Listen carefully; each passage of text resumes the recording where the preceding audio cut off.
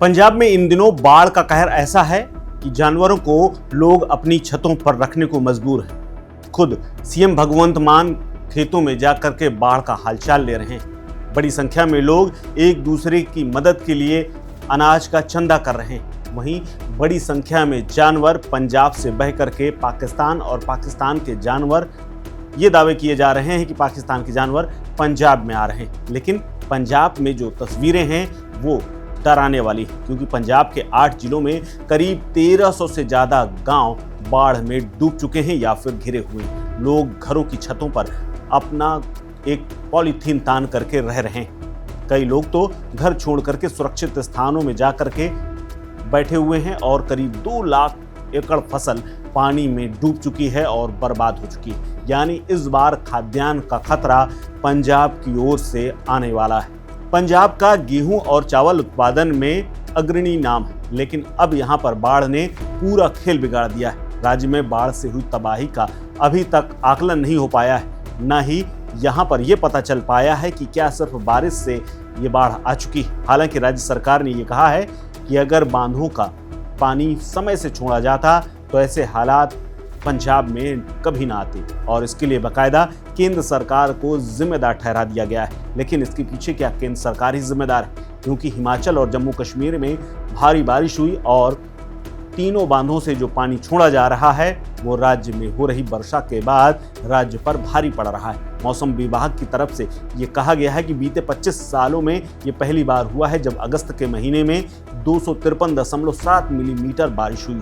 आमतौर पर अगस्त के महीने में 146.2 मिलीमीटर की वर्षा होती रही है, लेकिन इस बार 74% बारिश ज़्यादा हुई। ये तस्वीरें आप देखिए, कोई ट्रैक्टर में बैठ करके मदद कर रहा है, कोई ट्रैक्टर में बैठ करके पलायन कर रहा है। खुद सीएम भगवंत मान खेतों में घुस करके लोगों से बातचीत कर रहे हैं। तस्वीरें ऐसी हैं जो कि डराने वाली। ऐसी बारिश पंजाब की नई पीढ़ी ने तो कभी नहीं देखी थी। हालांकि सबसे ज़्यादा बारिश जालंधर में 178 मिलीमीटर, पठानकोट में 152, तरन तारण में 139 और 4 जिलों में सामान्य से ज़्यादा वर्षा हुई। हालांकि इस महीने कुछ ऐसे भी जिले रहे जहां पर सामान्य से कम वर्षा भी हुई। इसी बीच मौसम विभाग ने एक बार फिर से दावा किया है कि सोमवार और मंगलवार को राज्य में एक बार फिर से भारी बारिश हो सकती है, यानी रेड अलर्ट जारी।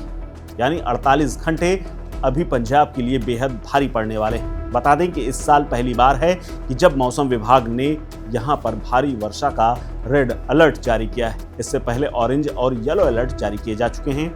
इसी अलर्ट के चलते राज्य सरकार के सभी स्कूल 3 सितंबर तक फिलहाल बंद कर दिए गए। इससे पहले राज्य सरकार ने 30 अगस्त तक स्कूलों को बंद रखने की घोषणा की थी। उधर बाढ़ प्रभावित लोगों को राहत सामग्री पहुंचाने, उनको बाहर निकालने के लिए अमृतसर के अजनाला में शनिवार को सेना के 25 ट्रक पहुंचे थे। इसके अलावा एक निजी कंपनी की ओर से सेना को उपलब्ध करवाए गए पानी में तैर सकने वाले अटौर वाहन भी उपलब्ध कराए गए हैं, जिनसे राहत बचाव कार्य जारी। सेना के अलावा वायुसेना, बीएसएफ, एनडीआरएफ और एसडीआरएफ की टीमें दिन रात राहत बचाव कार्य में जुटी हुई। इसी बीच रविवार को जम्मू कश्मीर से आने वाली 53 ट्रेनें माधोपुर के पास रेलवे पुल को हुई क्षति के कारण रद्द करनी पड़ी।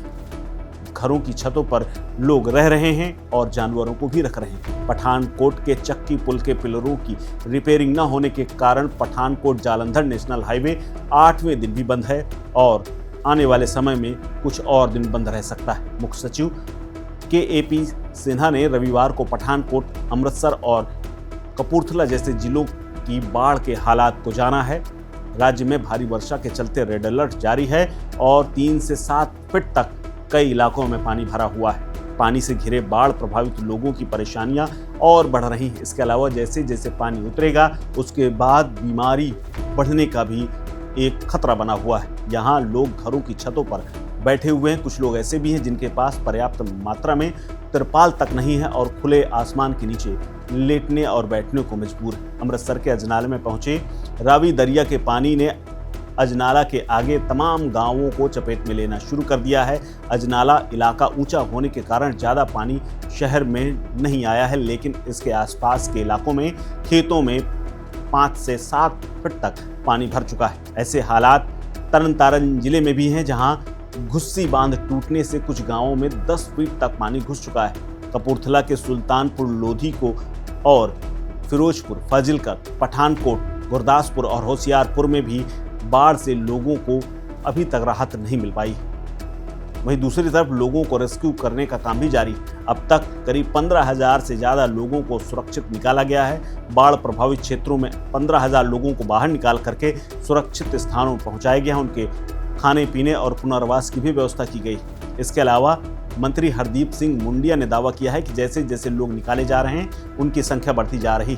इसी के मुताबिक राहत शिविरों की भी संख्या बढ़ाई जा रही। इस समय राज्य के बाढ़ प्रभावित इलाकों में 122 राहत शिविर चल रहे हैं, जिनमें से 6,582 लोगों को ठहराया गया है और ये संख्या लगातार बढ़ रही है।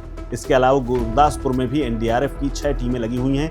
फाजिलका, फिरोजपुर, पठानकोट और अमृतसर में एक, कपूरथला में एसडीआरएफ की 2 टीमें लगातार काम कर रही। राजस्व मंत्री के मुताबिक बाढ़ के कारण अब तक पंजाब में कुल 1,312 गांव प्रभावित हुए हैं।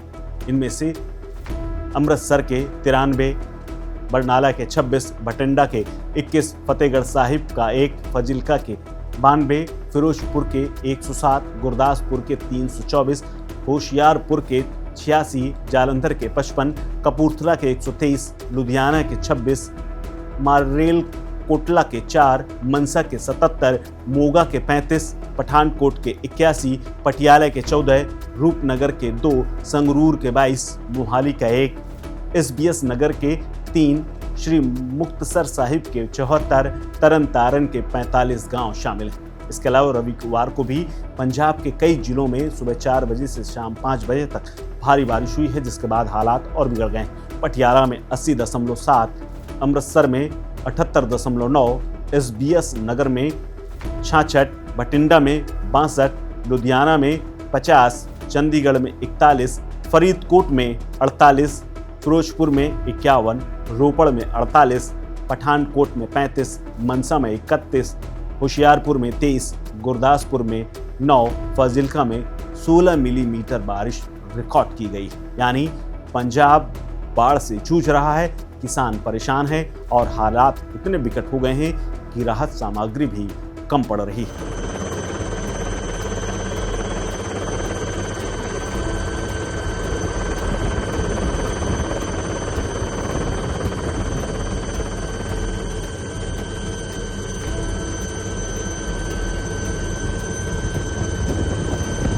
इस खबर में फिलहाल इतना ही। अपडेट्स के लिए बने रहिए वन इंडिया हिंदी के साथ।